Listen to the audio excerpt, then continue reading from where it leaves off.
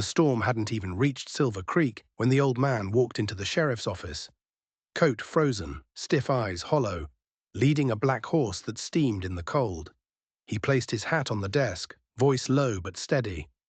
"I'll give you my horse," he said, "if you arrest my son." For a moment, Sheriff Cole Hartman thought he'd misheard. But in that silence between the ticking clock and the horse's restless snort outside, he realized the man wasn't mad.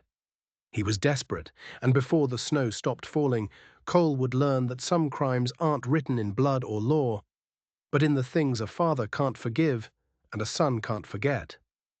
The wind had a voice that night, low, hollow, and endless, rolling down from the ridges and through the frozen streets of Silver Creek, Montana. It was late January, the kind of winter that didn't forgive mistakes. Snow fell in sheets so thick it blurred the town's few surviving lights, swallowing every color except white and gold. The streets were empty, no footsteps, no engines, not even the bark of the stray dogs that used to haunt the alleys behind the feed store. The only thing that moved was the faint swing of a rusted sign above the sheriff's office, creaking under the weight of ice. Silver Creek Sheriff's Office. The sound it made was small, but in a night this quiet, it felt enormous. Like the heartbeat of a town that was holding its breath. Snow drifted over the rooflines, soft and endless, settling on the world like a white shroud, a burial cloth for everything the living had tried to hide. Inside, Sheriff Cole Hartman sat alone at his desk, the hum of an old space heater filling the silence. He was 45, broad-shouldered but hollow-eyed, with a streak of silver cutting through his brown hair. 5 years a widower, 10 years out of uniform, and a lifetime away from the man he used to be. The office smelled of cold coffee and paper, a scent that never left no matter how often he cleaned. The walls were lined with faded wanted posters, each one a reminder that Silver Creek didn't attract big crimes, just small desperations. Drunk fights, stolen trucks, boundary disputes. Cole rubbed his temple, staring at a stack of reports he didn't care to read. He wasn't a man who feared silence. He'd lived with it too long. But tonight it felt heavier, closer. Somewhere in his chest, something stirred, the faint warning before a storm that had nothing to do with weather. He leaned back, letting the desk lamp cast a thin yellow glow across the room. The clock ticked. Outside, the wind moaned through the cracks of the old brick walls. It was the stillness before something broke. He could feel it. The knock came like a gunshot. Cole straightened, hand instinctively going to the revolver at his hip. The door swung open, and a burst of cold wind and snow swept into the room, carrying with it the silhouette of an old man, tall, lean, coat crusted with frost. Elias Porter stepped inside. His coat was military issue, frayed at the cuffs, medals long gone, but the memory of them still stitched into the way he carried himself. In his gloved hand, he held the reins of a black horse that stood just outside under the awning, its breath steaming in the light. Snow pooled at his boots, the air filled with the smell of wet leather and whiskey. Elias took off his hat slowly, the way a soldier would before addressing a superior. His voice, when it came, was low and rough from years of wind and silence. "I'll give you my horse," he said, "if you arrest my son." Cole blinked. For a moment he thought the man was drunk or crazy, but the eyes that met his were clear. Cold, yes, but steady. There was no madness there, only resolve. "I'm sorry. What did you just say?" Elias set his hat on the desk. "You heard me, Sheriff. My son's name is Luke Porter, 35, former Special Forces. He killed a man out on Timber Ridge last week." Cole frowned, studying the man. "You have proof of that?" "No proof," Elias said, "just a father's instinct. I know what it looks like when a man's hands remember killing." His voice cracked on that last word, but only slightly. Cole stayed silent for a moment, the old clock ticking behind him. "Why are you coming to me? Not the state police?" Elias looked past him, toward the frost-fogged window where the wind beat in steady bursts. "Because you still believe in the law," he said, "even when it hurts." The horse outside, Raven he called it, let out a deep, impatient snort, the kind that echoed like thunder in the stillness. The sound made both men glance toward the door. Cole cleared his throat. "You're offering me your horse as payment?" Elias nodded once. "It's the only thing I own that's worth a damn." And maybe the only thing left that's clean. He pulled off one glove, reached into his coat, and set a small tarnished military badge on the desk. A relic from another war, another life. The gesture said what words couldn't. I've lived by rules once, I just don't trust them anymore. Cole leaned back, arms crossed. The air felt colder now. You said your son was special forces. Elias nodded. Served 2 tours in Afghanistan, came back broken like most of us did, but he never put the war down. Found work running security for private transports near the border. High pay, no questions asked. He paused, staring at the floor. Then I heard about a man shot dead out on Timber Ridge. The caliber matched the rifle Luke kept under his bed. I went looking for him. He was gone. Cole's jaw tightened. That's still not much to go on. I know, Elias said quietly, but a father knows when his son's soul has gone black. For a second, neither spoke. The wind pressed against the walls, whispering through the seams. Cole finally exhaled. What makes you so sure he'd listen to me? If he's on the run, he won't listen to you, Elias interrupted. That's not why I came. He picked up the reins again, his voice dropping lower. I came because I can't be the one to stop him. Not again. The sheriff studied the old man's hands, scarred, trembling slightly, the hands of someone who'd once held a rifle steady, but now shook under the weight of memory. Red Hollow Ridge, Elias said, turning for the door. That's where he'll go. Always did when he wanted to disappear. Cole stood, but Elias had already opened the door. The cold rushed in again, and through the swirl of snow, Raven's eyes caught the light, amber, almost human. Wait, Cole called. Why me? Why now? Elias didn't turn around. Because some men are born to end things, Sheriff, and I think you're one of them. He led the horse back into the storm. Cole stood there for a long time, the sound of the door still echoing. The office felt smaller now, the heater's hum swallowed by the wind outside. He sat down, pulled his logbook closer, and began to write, though his hand shook slightly. 2247. Elderly male, name Elias Porter, claimed son committed homicide near Timber Ridge. Evidence, none. Eyes, haunted. The pen scratched to a stop. He looked toward the window. The snow pressed against the glass like a living thing. Outside, a dark shape moved across the street. Raven. The horse turned its head toward the office, steam rising from its nostrils, the chain of its reins glinting in the dim light. For a moment, Cole thought he heard it, a long rising whinny carrying through the wind like a warning. Then the sound faded, swallowed by the storm. Cole rubbed his hands together, the chill finding its way into his bones. He thought of the words still hanging in the air. I'll give you my horse if you arrest my son. A trade that sounded simple, but felt like something far older, a deal between guilt and justice.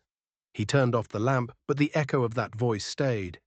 Outside, the snow kept falling, wrapping the town tighter, quieter, until it was impossible to tell where the world ended and the storm began. And somewhere beyond that curtain of white, a father led his horse into the dark, leaving behind the man who would soon learn that mercy and judgment were sometimes the same thing, just spoken in different weather.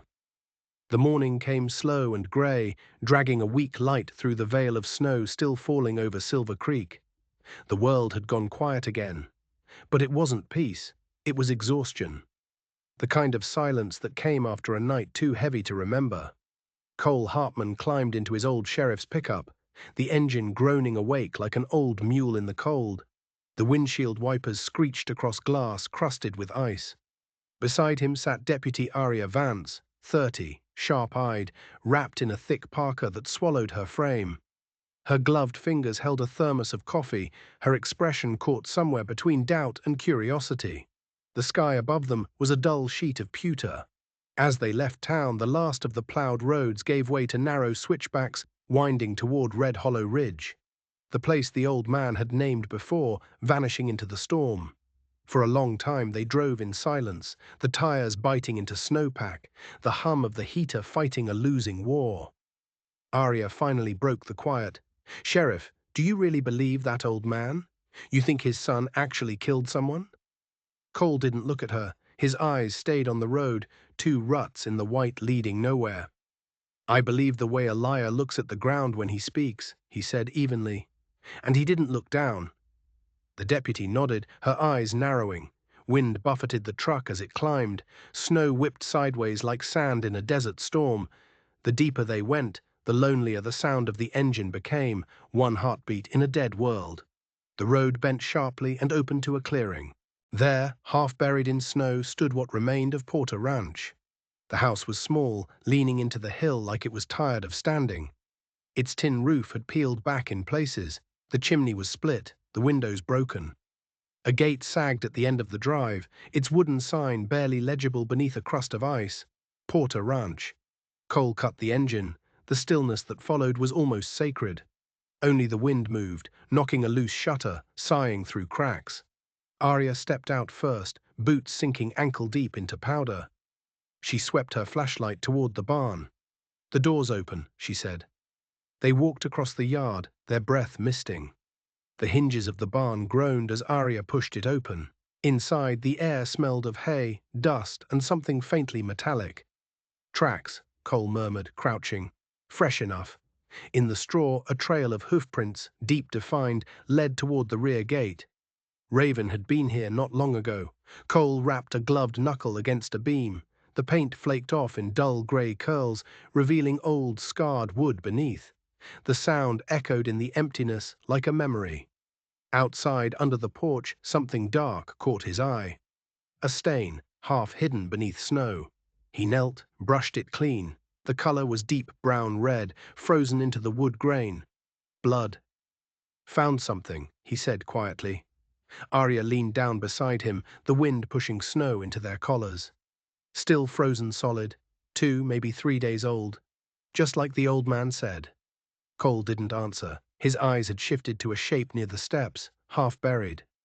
A spent M4 casing, brass dulled by frost. He picked it up with tongs, slipped it into a plastic bag. Standard issue military, the same kind Luke Porter would have used overseas. Arya straightened, scanning the yard. "There's more," she said. Along the edge of the house, the snow was trampled with heavy boot prints. Not random, but deliberate. A soldier's stride. The tracks led away from the porch, down the slope toward the tree line of Timber Ridge.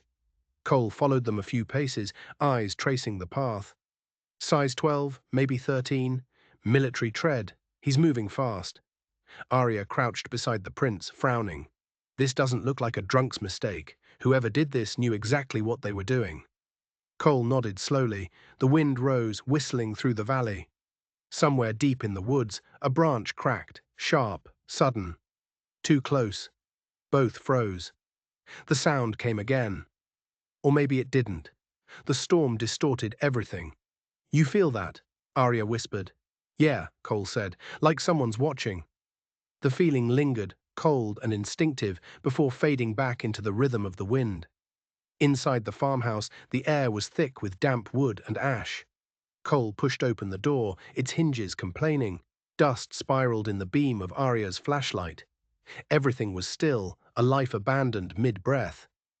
The table by the window was set for one, a single glass overturned beside an empty can of soup. The smell of old smoke clung to the curtains.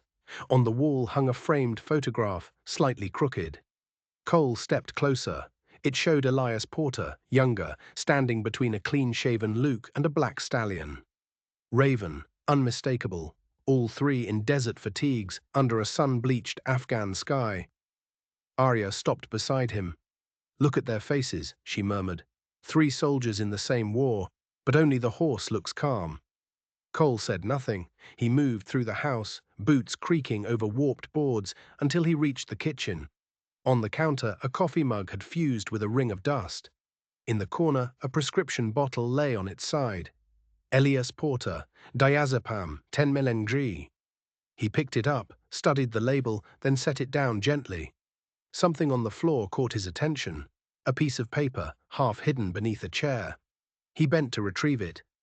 It was a letter, unfinished. The handwriting was shaky but clear. "Luke, if you're reading this, come home. Before it's too late." Cole stared at it for a long moment. Then carefully, he folded the paper and slid it into his coat pocket.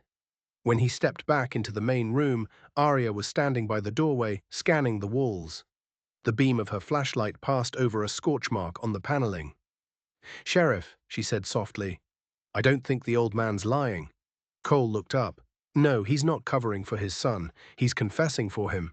Cole's eyes drifted to the family photograph again, the edges of the frame coated in dust. "Maybe," he said, "but I want to know who he's really trying to save."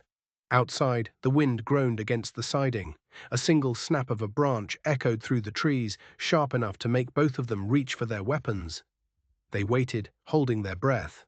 Nothing. Only the rustle of snow falling from a roof. Arya exhaled, lowering her gun. Just the wind. Cole nodded, but didn't holster his revolver. He couldn't shake the feeling that the forest was breathing around them. They left the house as the light began to fade again, the day already surrendering to another storm. The wind cut harder now, carrying shards of ice that stung their faces. Cole closed the front door and turned the latch, though there was no reason to. Nothing left inside to protect. They walked back to the truck in silence. The clouds over Timber Ridge had thickened into a bruised grey wall. As Cole climbed into the driver's seat, Arya leaned against the open door, watching the ridgeline. Her breath came out white. Then a sound. A single gunshot. Crisp, close, gone in an instant. Both froze. Arya's head snapped toward the trees. "You heard that, right?" Cole's eyes were already on the horizon. "Yeah," he said quietly, "and I think the old man was right." For a moment neither moved. The echo faded, swallowed by the wind, until the valley was silent again. The kind of silence that only comes before something terrible happens. Cole started the engine. The truck's headlights swept across the dead ranch, illuminating the porch, the tracks, and the faint smear of red that looked darker now against the snow. He put the truck in gear. The tires spun, caught traction, and the pickup climbed the hill, heading toward the sound that waited for them beyond Timber Ridge. Behind them, the wind closed over the footprints, erasing what little proof there had ever been, leaving only the whisper of the storm and a town that was about to learn how deep its own silence could go. The forest of Timber Ridge began where the road ended. By late afternoon, the storm had thinned to a slow grey fall, the kind that hung in the air like ash. Cole's government-issue SUV crawled up the narrow trail, tires slipping over ice, headlights cutting through curtains of white. The windshield was streaked with frozen lines that the wipers couldn't clear fast enough. The road climbed higher, twisting between fir trees, bent heavy under snow. Each gust of wind sent a flurry of powder off the branches, blurring the world again.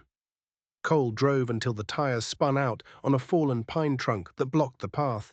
He cut the engine, sat for a moment, listening to the tick of cooling metal. Then he reached for the Colt. 45 holstered beside his seat, and the flashlight clipped to the dashboard. The air that hit him when he opened the door was raw, biting, the kind of cold that scraped breath from your lungs. He stepped out. The forest loomed ahead, endless columns of black pine fading into mist. The trail that he and Arya had seen earlier that morning was still there, pressed deep into the snow. Bootprints, wide and deliberate, the same size, the same pattern. They led off into the trees like breadcrumbs into a darker world. Cole followed them. Each step sank ankle deep, the snow squeaking beneath his boots. The only sounds were his breathing and the faint groan of trunks rubbing against each other in the wind. After 20 minutes, he caught a whiff of smoke, faint but real, curling through the resin-heavy air.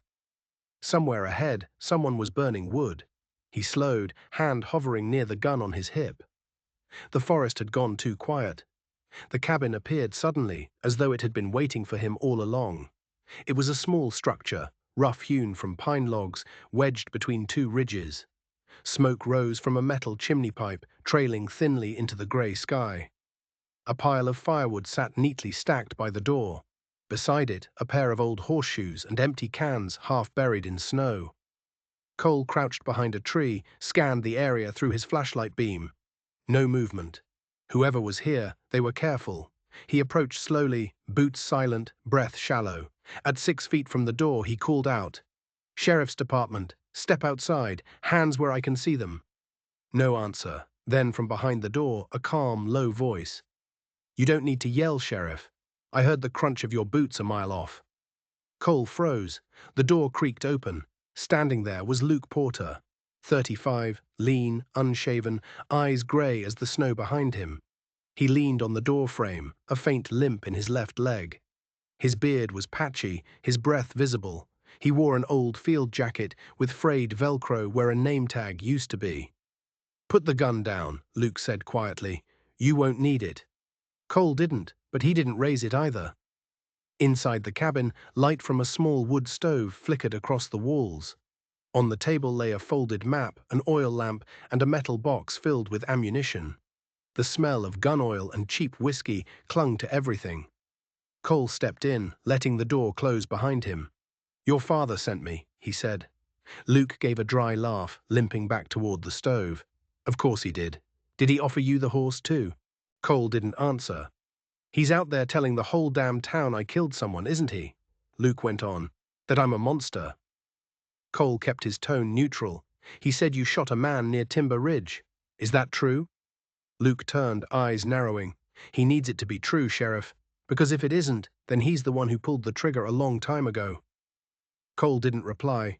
He'd learned in the Marines that silence could make a man talk more than questions ever would. Luke leaned against the wall, crossing his arms. "You want to know why my father's so sure I'm a killer?" he asked. "Because it's the only way he can keep pretending he isn't." He motioned toward the chair opposite him. Cole stayed standing. Luke continued, voice steady, almost too steady. "Afghanistan, our last deployment together. He was a platoon sergeant. We were running a convoy through the desert when intel screwed us. Said the compound ahead was insurgents. Wasn't, just farmers, kids." He paused. Smoke curled from the cigarette between his fingers. "Elias Porter ordered the first shot. When it was over, he couldn't look at me. Said we'd been lied to. Said we'd forget it." Luke's gaze flickered to the window, where the snow fell thicker now, closing them off from the world. "He didn't forget. None of us do. He started drinking, building that damn ranch, talking to ghosts. When thunder rolled, he'd dive for cover. Said the horses kept him sane." He exhaled slow. "Now he sees demons everywhere, and he wants me to be one of them." Cole watched him closely, the evenness of his tone, the way his eyes didn't blink much. The controlled calm of a man who'd learned not to flinch at his own pain. For the first time, doubt crept in. "You're saying he made it up," Cole said. Luke gave a small, tired smile. "No, Sheriff. I'm saying he finally believes something he can live with." The stove cracked, sending a thin spark into the air. Luke sat down on a wooden crate, lit another cigarette, and kept talking. His words flowed like confession and defense all at once. "After I got out, I found work hauling cargo, legitimate at first. Then the jobs got darker. No paperwork, just cash. My father found out, called me a traitor, said I was selling out the uniform." He looked down at his leg, massaging the knee beneath his torn jeans. "We fought, right there in the barn. He pulled a gun. I thought that was it, but he couldn't do it. I left that night." The cigarette trembled between his fingers. "If I really killed a man, you think he wouldn't have buried the body? Covered it up like he did his own sins? No, Sheriff. He needs me to carry his guilt now." Cole said nothing. The air between them felt heavy, layered with the old man's grief, the son's bitterness, and something deeper neither could name. Luke pointed to a jagged scar running down his thigh. "That's what's left of my service. You think monsters show their wounds like this?" Cole looked, and then looked away. "You both came home from the same war," he said quietly, "just fought it in different directions." Luke rose and went outside, muttering something about throwing out trash. The moment he was gone, Cole's instincts took over. He scanned the cabin, slow, deliberate. On the table beside the map lay an M4 carbine, spotless, no serial number. Military issue, illegal to possess without clearance. Next to it, a topographic map of the Timber Ridge sector. Red lines were drawn along old hunting trails that snaked north toward the Canadian border. Some were circled, some crossed out. A battered military radio sat humming quietly, tuned to an encrypted channel. Cole frowned. Whatever Luke was running from, it wasn't just ghosts. He was still studying the map when the door creaked again. Luke stood in the doorway, snow dusting his shoulders. "You saw it," he said simply. Cole met his gaze. "I saw enough to know you're hiding something." Luke limped forward, his expression hardening. "You think you're the only one haunted? You wear that badge like it means redemption. It doesn't. We're both still fighting the same damn war. You just do it in a warmer coat." Cole's hand brushed the edge of his holster, but didn't draw. His voice stayed even. "Maybe, but there's a difference between fighting a war and feeding it." Luke's jaw clenched. "Tell my father that." The silence that followed was long and taut. The storm pressed against the walls, making the cabin creak like an old ship at sea. Luke broke it first. "Who do you believe, Sheriff? The old man or me?" Cole's reply was quiet, steady. "I believe in what I haven't seen yet." For a moment, Luke just looked at him. Then he gave a faint, humorless smile. "Then you're not so different from me after all. Your war is just in your head now." A gust of wind slammed against the window, rattling the glass. Somewhere beyond the trees came a faint, distant whinny, deep and hollow. Cole froze. Raven. The sound carried through the forest like a voice from another world, too close, too real to be coincidence. Luke didn't react, just stared into the fire. Cole couldn't tell if the man truly hadn't heard it or if he was pretending not to. He left the cabin an hour later, twilight falling fast. Snow had begun again, soft flakes drifting down in the pale light. Cole turned once at the edge of the clearing. Smoke still rose from the chimney in a straight line. The door was closed now. He stood there, trying to fit the pieces together. A father convinced of guilt, a son convinced of innocence. Both talking like men confessing to the same crime from opposite sides of time. He pulled a small notepad from his coat and wrote a single line.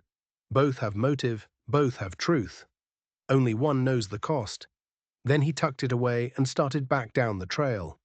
As he walked, the forest swallowed him again, soundless except for the crunch of boots and the whisper of the storm. Halfway down, a wolf howled somewhere in the ridge above, long and lonely, echoing through the valley. Cole stopped, listening. It was a sound that didn't belong to this century, a sound from a war that never really ended.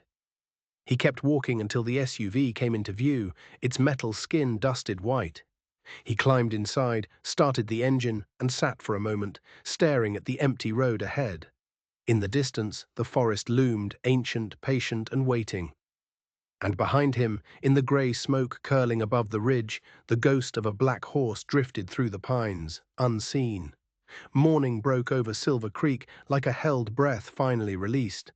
No sunlight, only a pale grey that settled across the town like dust. The snow had stopped during the night, leaving behind drifts piled against doors, muffling every sound. Smoke curled thinly from chimneys, rising into a sky the color of cold metal. Sheriff Cole Hartman pulled up in front of the station, his truck streaked with mud and sap from the Timber Ridge Trail. When he stepped out, his coat was stiff with frost, his boots caked with half-frozen slush.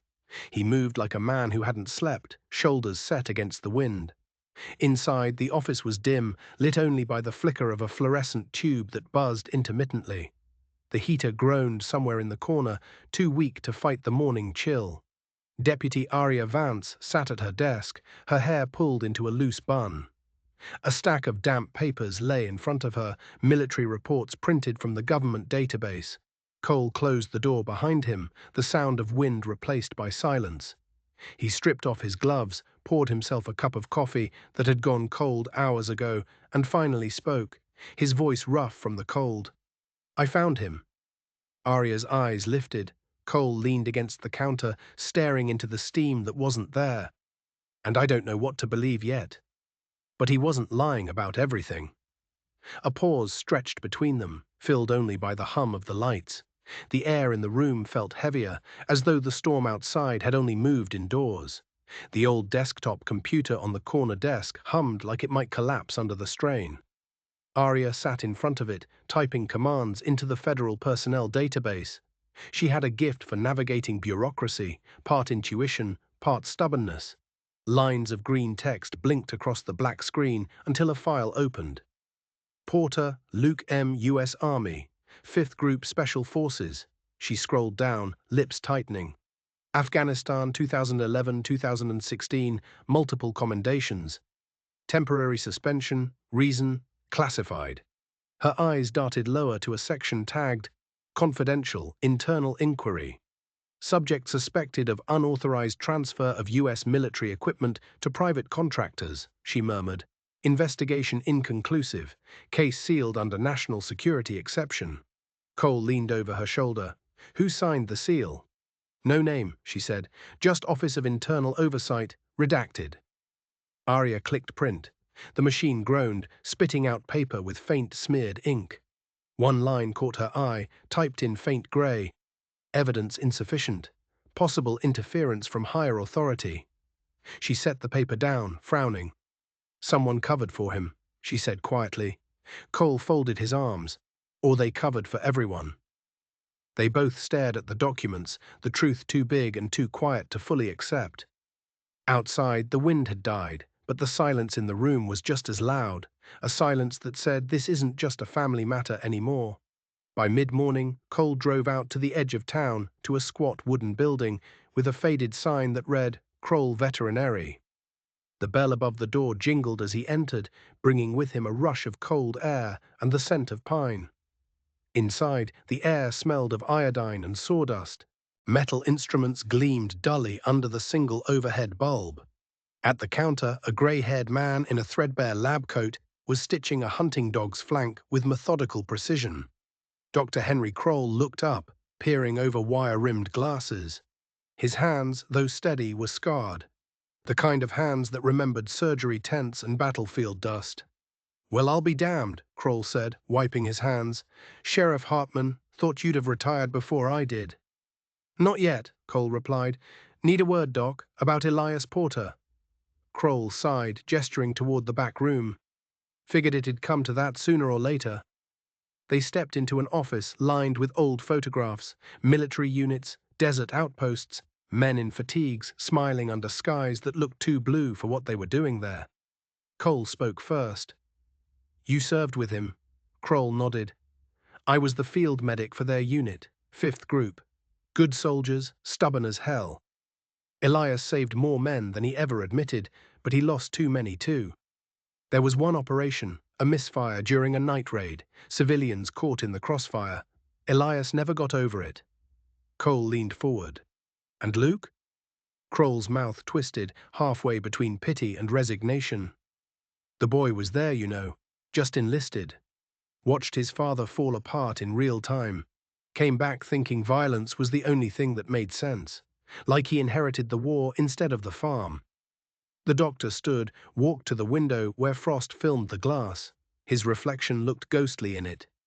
"You want my diagnosis, Sheriff?" They both brought the war home, just in different uniforms. One tried to forget, the other tried to live inside it. Cole said nothing. There was nothing to say that didn't sound like judgment. Kroll turned back. "You think you're investigating a crime. You're not. You're investigating trauma." The sun never broke through that day.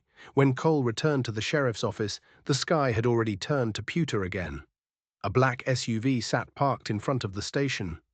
Government plates. Inside, a man in his late 30s stood by the bulletin board, flipping through a folder. He wore a federal-issue parka, short hair, and an expression that belonged to someone used to authority. "Sheriff Hartman?" Cole closed the door behind him. "That's right." The man extended his ID. "Special Agent Mark Danner, ATF. We're running an operation tied to cross-border weapons trafficking. Your county just became very interesting." Cole studied him. "And this involves Luke Porter." Danner nodded. "He's the last link in a chain we've been following for months. Stolen military-grade rifles, night vision gear, encrypted radios, all of it moving through Montana into Canada. Your boy up in Timber Ridge knows how to make things disappear." Cole's jaw tightened. "You've got evidence?" Danner slid a manila folder across the table, enough to put him away for life. Cole opened it. Photographs of crates, serial numbers, customs records, even a blurry satellite shot of a man on horseback leading a trailer through snow. "You want me to hand him over?" Cole said. "No, Sheriff," Danner corrected. "We want you out of the way. We've got jurisdiction now." Cole's eyes flicked to the window. the badge stenciled on the glass that said Silver Creek Sheriff's Office. "Not up there, you don't," he said. "Timber Ridge is still county land. Until a warrant says otherwise, my law still stands." For a moment, neither man spoke. The only sound was the low hiss of the heater and the steady fall of snow outside. Danner finally gathered his folder. "Then you'd better make up your mind fast, because next time I come back, it won't be to talk." He left without another word. Late in the afternoon, the station was quiet except for the low hum of the lights. Cole sat alone at his desk, the room bathed in a dull amber glow. Papers lay scattered. The old man's statement, the classified report, Danner's file, each pointing to a different version of the truth that refused to fit together. He laid out 3 items side by side. 1, the photograph of Elias, Luke, and Raven under the desert sun. 2, the military file stamped classified. 3, Danner's federal report, cold and precise. They formed a crooked triangle on the desk, a map of guilt with no compass. He remembered Elias's words, heavy with regret. "I'll give you my horse if you arrest my son." Then Luke's defiance. "He needs a devil so he can believe he's still a saint." Cole rubbed his forehead, the ache behind his eyes spreading. He rose, walked to the window, and looked out into the yard. The snow had turned to slush under the faint glow of the street lamp. And there, standing just beyond the fence, was Raven. The black stallion was motionless, steam curling from its nostrils, its mane glistening under the light. Its amber eyes caught the reflection of the bulb above Cole's desk, twin sparks in the dark. For a heartbeat, the world held still. Then the horse turned and walked off into the fog without a sound. Cole stayed at the window long after it disappeared, the echo of hooves fading into silence. Hours later, Arya returned, her hair damp from snow, carrying 2 paper cups of coffee. She found Cole still at the desk, eyes fixed on the wall map. "You should go home," she said quietly. He didn't look up. "The feds are pushing for a warrant." "They'll get it by morning," she said, "and they're already assembling a team out of Bozeman." Cole sighed. "They don't know where to look, but someone does." Arya frowned. "You mean Elias?"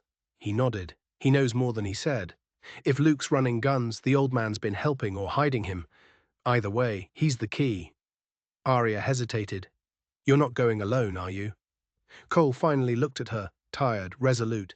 "Sometimes the only way to find light," he said, "is to ask the man who's lived longest in the dark." Outside, the snow began again, slow, soundless, falling over the town like ash. And somewhere beyond Silver Creek, in the half-frozen wilderness of Red Hollow, a black horse moved through the trees, carrying the weight of 2 men's sins and the truth that was about to come due. The night had turned to glass, sharp, silent, and endless. Snow fell thick and slow over the valley, swallowing the fences in the fields until the world seemed made of nothing but white and wind. Somewhere in that storm, a single light glowed like an ember, the lantern of the Porter barn, swaying faintly in the gusts. Sheriff Cole Hartman drove across the open plain, the headlights of his truck carving a narrow tunnel through the dark. The tires skidded once, caught again, groaning over the frozen ruts. His breath fogged the windshield as the defroster struggled to keep up. When the barn finally appeared, its outline barely visible against the snow, he cut the engine. The silence that followed was almost holy.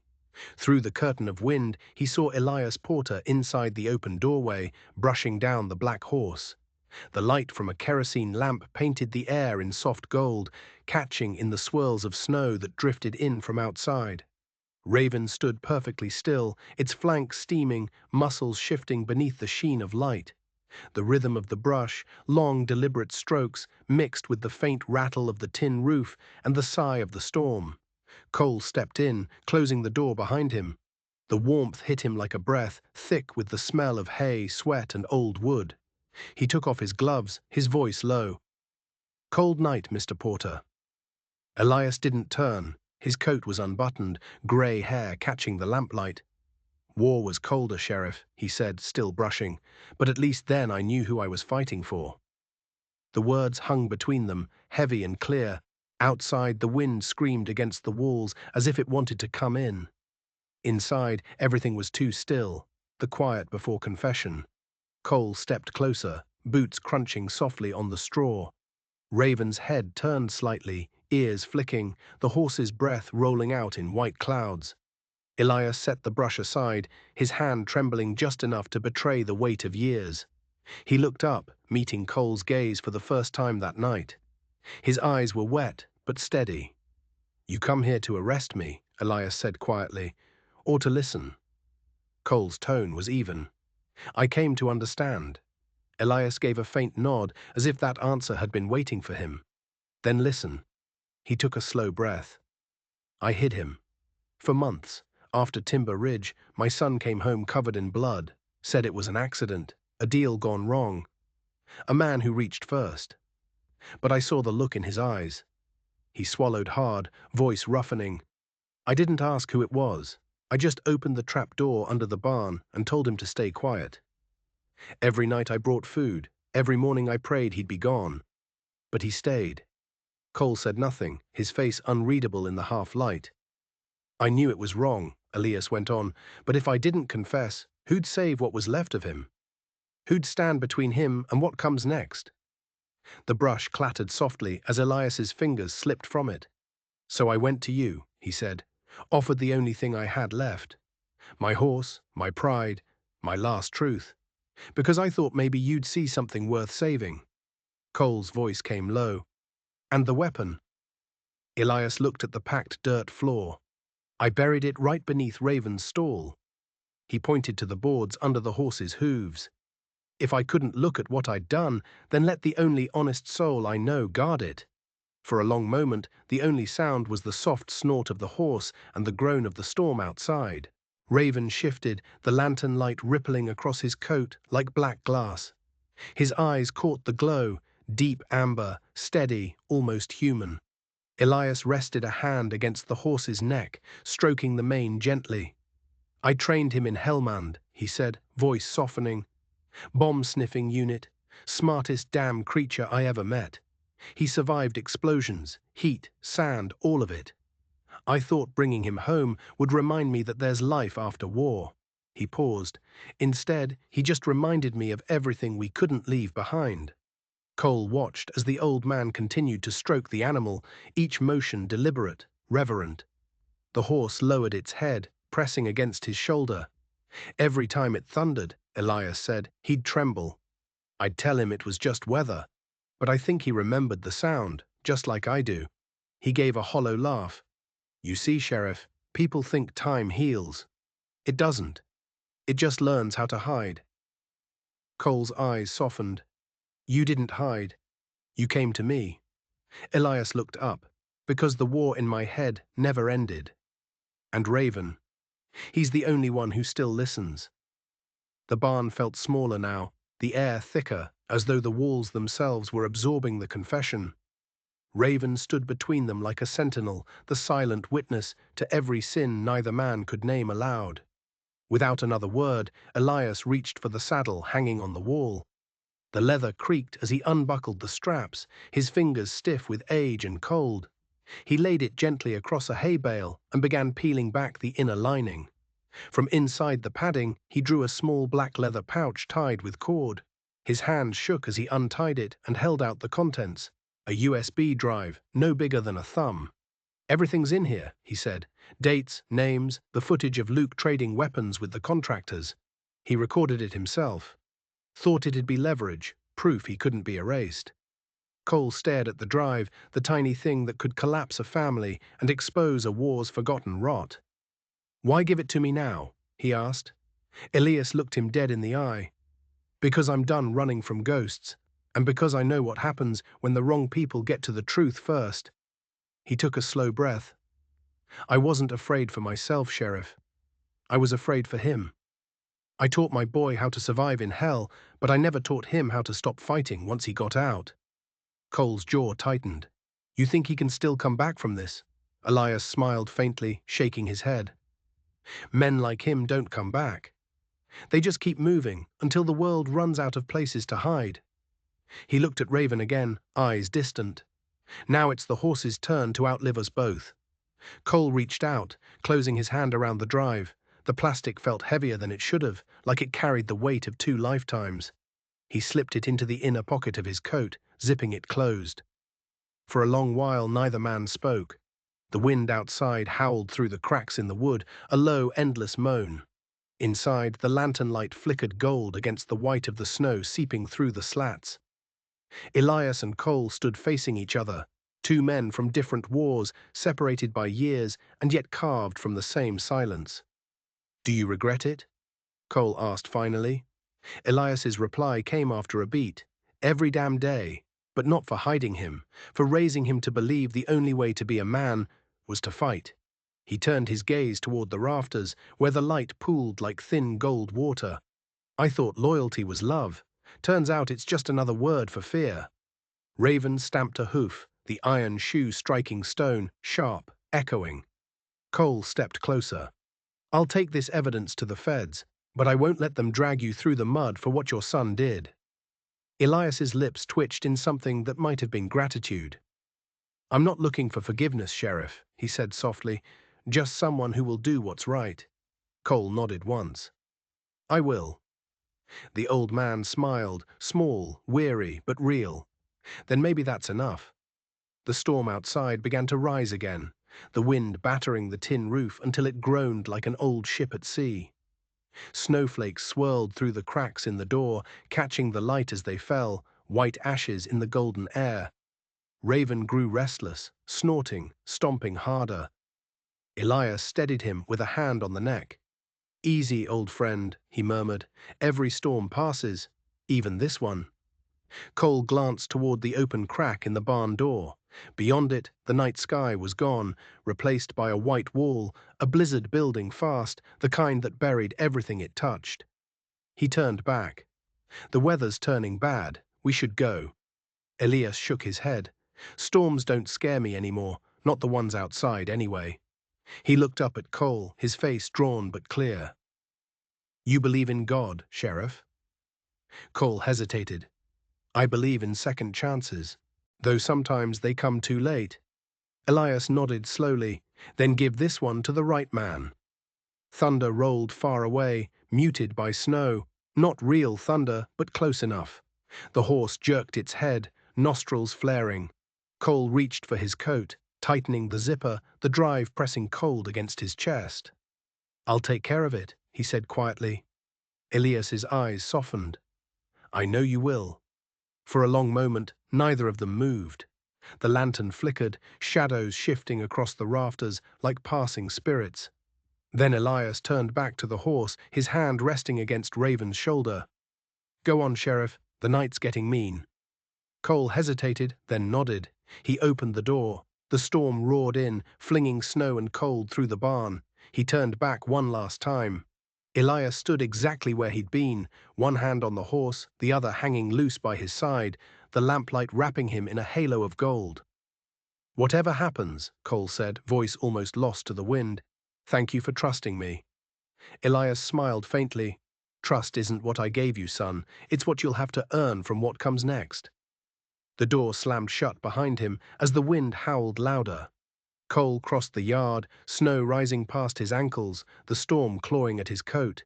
When he reached the truck, he looked back once. The barn was a faint blur of gold in a sea of white. The horse's cry cut through the storm, long, piercing, full of something too human to name. He climbed into the cab, engine sputtering to life, headlights slicing through the wall of snow. Behind him, the golden light flickered, dimmed, and finally vanished into the blizzard. And Cole drove on, carrying in his coat pocket the truth that would either damn or redeem them all, unaware that by morning the storm would have swallowed everything that could still be forgiven. The wind came back mean. Within hours of leaving the Porter Ranch with the USB pressed cold to his chest, Cole watched the sky weld itself shut over Red Hollow Ridge. Snow didn't fall so much as sweep, a white lash hurled sideways by gusts that howled down from Timber Ridge and raked the flats until the fences disappeared. Lightning stitched a brief crooked seam through the belly of the clouds and was gone, leaving only the roll of distant thunder, dull and wrong in winter. The pastures turned to a sheet of battered silver, broken by the black line of the Porter barn. The lantern dragged in the gale. Inside, Raven stamped and snorted, breath pouring out in white thunderheads. His amber eyes caught the lamplight and flashed a wild warning. Across the far end of the field, headlights shouldered through the storm. Two spears of hard light boring into the white. A jeep ground up the drifted lane, exhaust boiling into the wind like battlefield smoke. It fishtailed, straightened, and came on. Luke Porter swung out of the driver's seat before the engine died. He wore an army field coat, no name tape, collar up, hatless. In his hands, steady and ungloved, the M4. His face was the color of stone, all edges, no warmth. A man who had slept in the same nightmare too long to call it one. The barn door groaned open. Elias stepped into the doorway with a storm lantern held high. Its light painted the snow gold around his boots and left the rest of the yard in a blue-black cold. The wind tore the flame sideways. He steadied it with a practiced hand. For a moment, the two men just stared at each other. The father with light, the son with steel, while the weather tore the world down to the two of them. "You betrayed me." Luke's voice was a ragged blade, ripped thin by the wind. "You went to the sheriff. After everything you taught me, you picked the law." Elias didn't raise his voice. "No, Luke." He stepped forward, the lantern caging his breath in gold. "I picked an ending." Luke's finger settled on the trigger. "You think killing me balances the books? That the plan?" Elias's jaw worked, grief thick in his voice. "Killing you won't save anyone. Lying for you again will bury what's left of my soul." Wind slammed the barn door against its rail. Raven screamed and shouldered the stall slats, iron biting wood. Lightning flared white, laying every scar on every face bare for a heartbeat. Then the dark folded in again. On the highway, Cole pushed the truck harder than it had any right to be pushed. The tires threw slush, the chassis shaking like something alive. Beside him, Arya Vance braced a shoulder to the dash and fought the radio. "Signal's dead," she shouted. "We're blind and dumb. Then we follow what we can see," Cole said through his teeth. "Headlights, lantern, trouble." The wipers beat a wild metronome. Snow swallowed everything between one sweep and the next. When the fence posts of Porter Ranch finally ghosted out of the white, Cole feathered the brake and swung into the lane, the beams of his headlight slicing across the yard. Two figures stood in the open, Elias with the lantern and Luke with the rifle, the snow orbiting them in white halos that never touched. Between them, the rope of blood that bound father and son, invisible and uncuttable. Raven hit the stall again. The door shuddered on its hinges. Arya's hand hovered over the mic. Cole shook his head, jaw set. "We're late to a war that started before we were born," he said. "This part isn't ours." They stepped out into the teeth of the gale. Luke's mouth twisted as Cole and Arya crossed the yard. Perfect. An audience. Elias didn't glance back. "Go home, Sheriff," he said, voice steady, the way a man's voice gets when everything left to lose is already gone. "You do what you came to do. I'll do what I should have done." Luke laughed, short, cruel, the kind of laugh that had nothing to do with humor. "You taught me to kill, to keep men alive. Now you want to be the last man I learn on." "I want you to stop." Elias's eyes shone, wet and fierce in the lantern light. "Stop shipping death. Stop running. Stop taking the only thing you know how to take. Stop before there's nothing left to lay down." Lightning unzipped the sky. In that flash, Luke's face was every age at once. Boy, soldier, smuggler. And none of them knew how to cry anymore. Two shots broke the night. They were almost one sound. Cole lunged and heat ripped across his shoulder, the bullet grazing and spinning him to the snow. He tasted metal and ice and dirt. When his vision steadied, Luke was on his back in the drift, hands slack. The rifle was kicked away, blood puddling warm and black around him. He stared up at the sky like a man reading a note God had taped there just for him. He didn't blink. Elias remained upright a moment longer, gun hanging in fingers that had steadied so many other hands. He looked down at his son the way a farmer looks at a field that'll never bear again. Then he sagged to his knees. The lantern swung, throwing wide, wild shadows. A dark flower bloomed under Elias's coat where Luke's round had gone in. The barn latch tore free.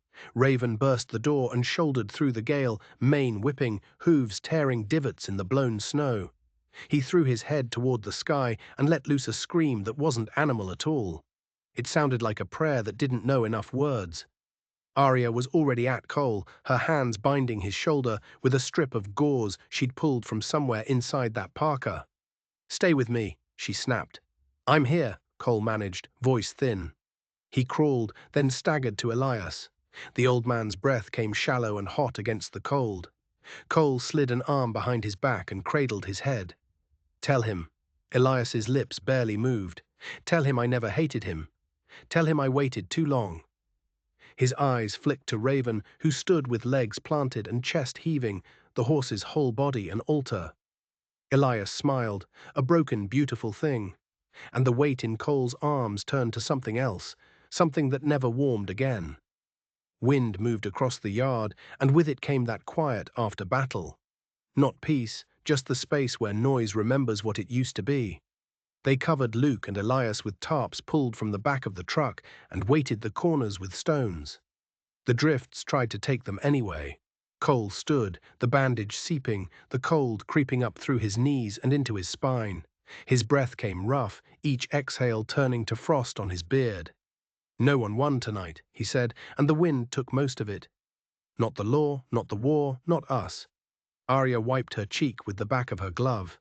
She wasn't crying any louder than the storm. "Sometimes winning is just knowing when it stops," she said. Raven stood 30 yards off, head high, watching the storm, laying its hands on him and finding no purchase. He turned once, toward the tree line, then toward the bodies, then toward the sheriff's office, whose light was only a guess beyond the white. Finally, he lowered his head and walked into the blizzard, a moving shadow inside a larger one, until he was gone. Cole watched the place where the horse had been, until there was nothing left to watch. "Maybe justice," he said softly, "is what's left when everything else is gone." The wind let that sentence stand. Dawn came late and thin. Grey clouds hung low over Red Hollow. The storm had eaten its fill and lay heavy, leaving behind a strange hush. Snow sat level on the land, deep and clean, except where the drifts had swallowed fence lines, and the black of melted blood seeped up through ice like old oil. By the time the first ambulance ground up the lane, the lights looked indecent, too bright against a morning that didn't want to be seen. Behind it came the federal SUVs, windows fogged, tires chained, radios squawking. Men in heavy jackets stepped out and lowered their voices without being told. Arya cinched Cole's bandage again. His left sleeve was cut away, skin raw around the line where the bullet had kissed him. Dana walked the yard with a team, eyes sharp and mouth drawn, pointing, listening, snapping short orders that vanished into the cold. "Both gone," Arya said quietly, as if the still shapes under canvas needed to hear the manners in it. Cole nodded once. His pulse thudded in the wound. His breath fogged his collar. He watched the scene without watching it, the chalk flags marking casings, the camera flashes pecking at the edges of the tarps, the notebook pages stiffening under frost. It wasn't grief yet. Grief had to find a way in through the shock. Down in Silver Creek, the day started the way all winter days did. Salt on sidewalks, coughs in doorways, the smell of coffee thick behind windows. Then a sound came into town that didn't belong to the hour. Hoofbeats. People turned. The sound echoed, strange, off the brick. A hollow drum played slow through the mist. Raven appeared at the far end of Maine, walking like a thing made of purpose. Blood had dried in his mane. His coat was a dark river under the light. The breath pouring from him was white, a spirit you could see. A boy near the hardware store touched his mother's sleeve. "Mr. Porter's horse," he whispered, as if names could break it. The street parted. The town had been shy with miracles too long to speak one's name out loud. Raven walked the center line as cars idled and boots squeaked. He turned at the square without being asked and stopped in front of the sheriff's office, planted his feet and bowed his head. Not like a trick. More like a memory of something men used to do for one another when they still recognized the words for honor. Arya was the first to the door, her hand at her mouth. She took the halter and touched the horse's cheek with her forehead. "Good boy," she whispered into the warm black. A few minutes later, the convoy from Red Hollow rolled in. Back at the ranch, Cole knelt in the snow and pried open Elias's hand. Rigor had begun. The fingers curled like roots around the small badge Cole had pressed into his palm the night before. An old sheriff's pin. Borrowed symbol, last gift. You did what the law couldn't, Cole said to the still face beneath the tarp. What it was too slow and too proud to do. Agents worked the barn, shoveling at a patch of trampled earth under the stall. Someone shouted. A shovel struck wood, then metal. They rolled back boards and pulled up a wrapped pistol, wedged in a gap between joists, and a second USB, the one Elias had been too careful to keep in one place. Arya carried it to Dana, her eyes rimmed red and daring anyone to say one word wrong. "This is enough," she said, and it was not a question. Dana held the drive as if it might burn through his glove. He looked at the bodies, at the hoofprints, at the wideness of the white, and something in him let go of the posture he wore to work. "Then we end it," he said. "Today." Cole turned his head and watched the snow drift off the barn roof. Slow motion, a curtain someone forgot to pull. "Not justice," he murmured, more to himself than anyone. "Forgiveness. That's what he bought." No one corrected him. A week later, the bell in the small Silver Creek church tolled against a sky washed to the color of an old coin. The town came in boots and black coats and quiet. Two caskets sat at the front, both draped in flags, not because anyone thought flags erased anything, but because the church had two, and it would have felt wrong to leave one folded. Elias's picture stood on an easel, younger, his arm around a boy and a horse, under a sun the town would never feel. Luke's frame held no smile, just a service photo that seemed to glare through the glass at whatever program had placed him there. Arya walked to the caskets and laid Cole's badge on Elias's. She didn't say a word. Dana read a statement in a voice that was professional and almost kind. A ring of arrests across 3 states, sealed charges unsealed, the routes they'd mapped now burned and closed. Cole didn't speak. He stood, hat in his hands, and listened to the way silence sounded under a vaulted ceiling. When the last amen thinned and blew away, he stepped outside. The air was knife-cold and honest. Beyond the low stone wall, Raven stood at the fence, head bowed as if reading names. Cole stopped beside him and set a hand on the warm neck. The horse leaned into him, a weight that felt like an answer and a question. By late afternoon, the snow softened, and water began to tick under the eaves. Cole saddled Raven and rode out across the white to a hill where the drifts lay thin and the grass was beginning to show.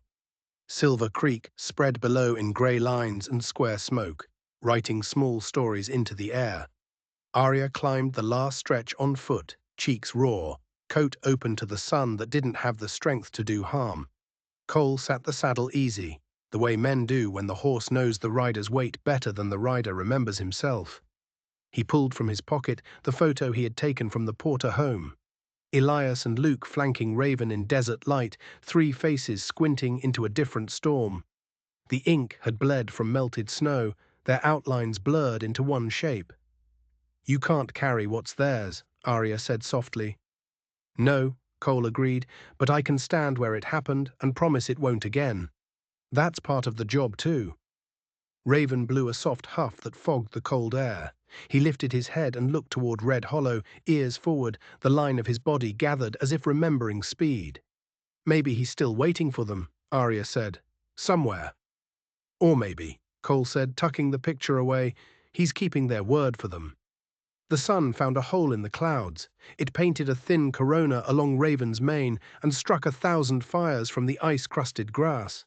For an instant, horse and light and hill and town were one color. Cole loosened the reins. Raven stepped forward. The world moved. Somewhere behind them, a bell rang the hour. Somewhere ahead, the snow gave up the ground. And for a span of quiet, wide enough to hold 2 names and a badge, forgiveness didn't argue with law. It just stood there in the open and didn't run. The mountains were thawing. A month had passed since the night the blizzard devoured Red Hollow Ridge, but its ghosts still drifted through the valley like unspent echoes. Spring came slow this high in the range, half reluctant, half tender. The snow reluctant to melt. The ground unsure if it was ready to breathe again. In the small office of the Silver Creek Sheriff's Department, Cole Hartman sat alone, coat draped over the chair, a half-empty mug cooling beside him. The morning light spilled across the desk. sliding over the mess of paperwork that no one had the heart to file yet. On top of the stack lay a folded copy of the Montana Sentinel. The headline wasn't bold, just a modest two-column spread near the bottom. Veteran sacrifice leads to federal breakthrough. He read it twice, not because he didn't understand it, but because it felt foreign to see something so heavy reduced to print and ink. The story detailed the federal busts, a dozen arrests across 3 states, 2 high-ranking officers stripped of their commissions, the smuggling network dismantled. It quoted Danner calling the operation a significant strike for justice. Cole folded the paper carefully, as if it were made of glass. Through the window, water dripped from the eaves, slow and rhythmic, catching the early light before vanishing into the mud below. A blue jay landed on the railing, shook off melted snow, and sang a note too bright for the day's mood. He leaned back, eyes half closed. Justice had come in its way, but what lingered inside him wasn't triumph. It was something quieter, duller, like the air after thunder, not peace, just exhaustion. He wasn't thinking about arrests or headlines. He was thinking about 2 men buried under the same storm. One who died to stop a war, one who never learned how. The badge on his desk caught the sunlight, glinted once, and then dimmed. They buried Elias Porter on a rise above the Red Hollow Valley in the veteran section of the National Cemetery. The headstones stretched in white rows like quiet soldiers, each one facing east toward the light. The inscription on his stone was simple: no rank, no dates. He fought for peace, even when it came too late. Cole visited once a week. He didn't bring flowers. He just stood by the fence, hands deep in his coat, listening to the flag whisper against the pole. Sometimes, in the early hours before anyone else came, Raven would already be there. The black horse would stand by the fence line, head lowered, breath rising like incense into the morning air. No one ever led him there. He just came, as if he understood the geography of loss better than any man alive. Down in the archive room of the sheriff's office, Luke Porter had no such place. His file ended with a single line stamped in red: deceased during federal operation. No funeral, no flag. Only a scuffed dog tag returned from the evidence locker, the letters nearly rubbed away. Aria Vance had been the one to sign for it. She read the report once, then whispered into the paper, 2 soldiers. One died trying to save the other because he couldn't stop fighting. Cole had looked up from his desk and said quietly, both were casualties of the same war. No one disagreed. Late one afternoon, with a thaw running in silver ribbons down Main Street, Cole and Aria sat at their usual table in Nora Briggs's cafe. A corner place with windows that looked out toward Red Hollow Ridge. The light outside was clean and sharp, slicing through the steam rising from their coffee cups. Nora herself moved behind the counter, her motion slow and familiar, like someone who'd already seen too many seasons to be surprised by any of them. Aria stirred her cup absently. "Sheriff," she said at last, "do you ever regret how it ended?" Cole watched the way the sun hit the water pooling in the street, turning it into liquid amber. He thought about the night's chaos, the sound of the gunfire, the storm swallowing 2 men whole, and the quiet that followed. "Regret?" he said finally. "No, but I don't mistake it for victory either." Aria tilted her head, waiting. He went on, "Justice isn't always a verdict, Aria. Sometimes it's just the truth you finally stop running from." She said nothing for a while. Then Nora arrived with 2 refills, her smile thin but kind. "Well," she said, setting the cups down, "look at you 2, turning philosophy over coffee. Maybe there's hope for this town after all." Cole offered a faint grin. "Don't start a rumor, Nora. You'll ruin my reputation." Aria chuckled softly, then looked out the window again, her reflection floating over the mountains in the fading light. "Maybe it takes a storm," she said, "to teach people what peace really means." "Maybe," Cole replied, "or maybe it just takes someone willing to tell the truth, even when it costs everything." The cafe's bell jingled as a cold wind pushed through the door, and for a heartbeat, the scent of pine and wet snow mixed with the coffee's warmth. Outside, the ridge glowed faintly pink, a color caught between memory and promise. The next evening, Cole saddled Raven and rode toward Red Hollow Hill, the last patches of snow clinging stubbornly to the north slopes.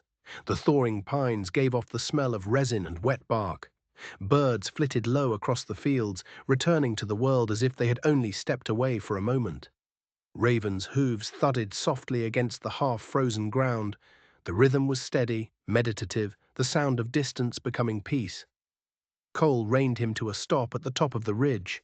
Below lay the old Porter property, the skeleton of the barn still standing, black ribs against the pale grass. The house had collapsed in the storm. The land looked cleaner without it, stripped down to its bones. He dismounted slowly, boots sinking into the softening snow. The air smelled of thaw and memory. He took off his gloves and ran a hand down Raven's neck. The horse turned slightly, amber eyes calm, waiting. "Go on," Cole said quietly. "You've done your part."